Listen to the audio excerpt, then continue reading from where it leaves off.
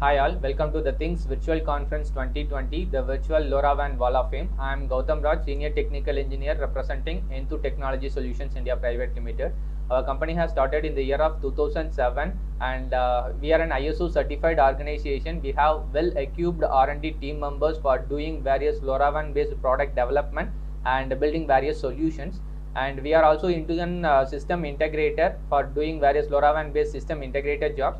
And we have enough facility for doing in-house product manufacturing facility, and we are also a technical and commercial partner for Dragino and Asalink LoRaWAN products, and also we are the technical support partner for the Things Network in India. So today we are going to see about LoRaWAN sensor node LSN50. This LSN50 is very much suitable for all the LoRaWAN compilants. So as we all know, LoRaWAN is a technology where we can able to transmit the data for longer distance with low power and highly secured communication. So this particular LSN50 is very much suitable for all these cases. And in this entire session, we are going to see about how the data can be transferred from this LoRaWAN sensor node to the end application server.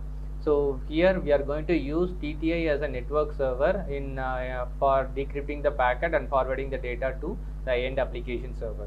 So in this case, so this particular LoRaWAN sensor node can be used for various kind of use cases.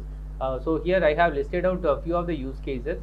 Few are like environmental monitoring, air quality monitoring, and ambience monitoring solutions. So this environmental monitoring can be very much important in current scenario in so many places, like it may be in smart office or smart cities or smart any kind of smart industry related applications, and also in insect farming and poultry, and even aquaculture and fisheries, aquaponics and hydroponics, silos management and cold storage, brewery and wineries, right? So in all these places, if you take this particular temperature and humidity monitoring is very much important. So if you are using this particular product, we can able to interface any kind of such sensor to measure various parameters. So here for temperature and humidity monitoring, we have used SHT31 as a sensor probe for measuring temperature and humidity sensor. And in this entire session, we are going to see about DS18B20 temperature sensor, where we are going to monitor the temperature factor alone. Apart from this particular node can be suitable for smart agricultural and farming solution, where the soil moisture can be measured in various levels under the soil, and also industrial monitoring solutions and smart security solutions also applicable by using these kind of devices.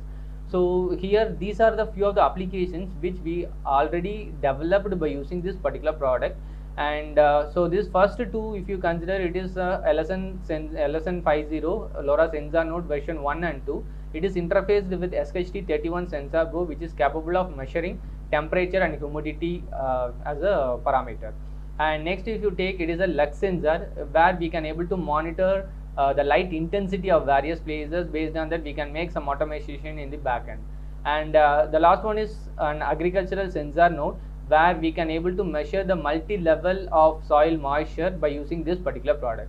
So all these products can be manufactured by using this particular LoRaWAN sensor node, and we can able to deploy it anywhere outside. Okay, and so these are the few of the technical specifications with LSN50, where it basically it uses STM based chipset. It is STM32 series of MCU. It has used with SX1276 is an option, and another option it has SX1278. So based on the frequency band requirement, we can choose whether SX1276 or 78. And also it is a battery operated device. It comes with 4000 mAh battery, so that it will come for a longer life duration if you are deploying the product anywhere outside. And also it have an option to monitor the battery capacity or battery level from the end application side also. And also it comes with IP66 waterproof casing, so that it can be deployable anywhere outside by interfacing just with the sensor. And also it have various few more options to integrate the sensor, like I2C, SPI, and USART technologies, so that without any other extra modules, we can able to interface such a sensor directly with this LSN50. And also if you take, there are so many digitals and analog pins also there. So it have 18 digital IOs and 2 numbers of 12-bit DAC and ADC, and one number of 12-bit DAC is there. And apart from this, it will work with the voltage level of 1.8 volt to 3.6 volt of DC supply with a very low power consumption. If you take the power consumption of this particular device in various cases, if you consider during the stop mode, it will consume 2.7 microamps, and during the receiving mode, it will work with a 7.2 milliamps of current, and during the transmission mode, it will consume 125 milliamps of current.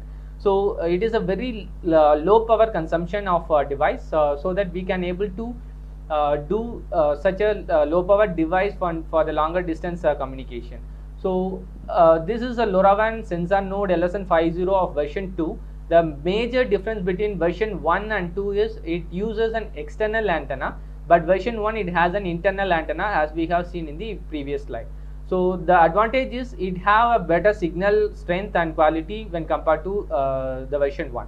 The remaining all the specification are very same when compared to V1 and V2. So for more details, you can visit our website www.enthutech.in for more specification and about this product details. So now we can move into the things industries, right? So we are going to see about a small demonstration about how the LoRaWAN sensor node is transmitting a data from the end node to application through the things industries as a network server.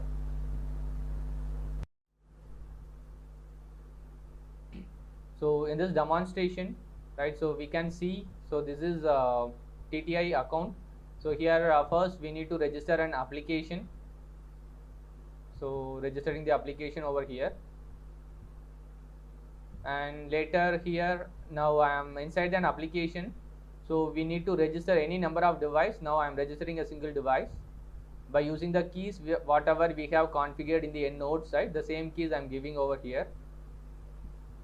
So once it is registered, you can receive the data from the end node side.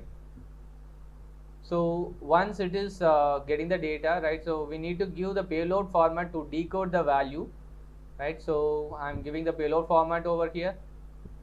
So this make the decoded option decoded value. Okay, so once the data is decoded, you can able to see the decoded value over here. So here you can see the battery value along with the temperature value. So battery values, and this is the temperature value. So you can able to get, and this can be integrated with UbiDots by using an integrated platform. So I am now integrating this with UbiDots, and so this is the data how you can get the login the UbiDots platform. So like this, you can also able to integrate with your own application server by using any of the method of either MQTT or HTTP methods. Okay. Thanks for attending the session. Hope you have enjoyed the session and you have learned something useful. And so if you have any queries, you can ask with us. We will try to clarify your questions. Thank you.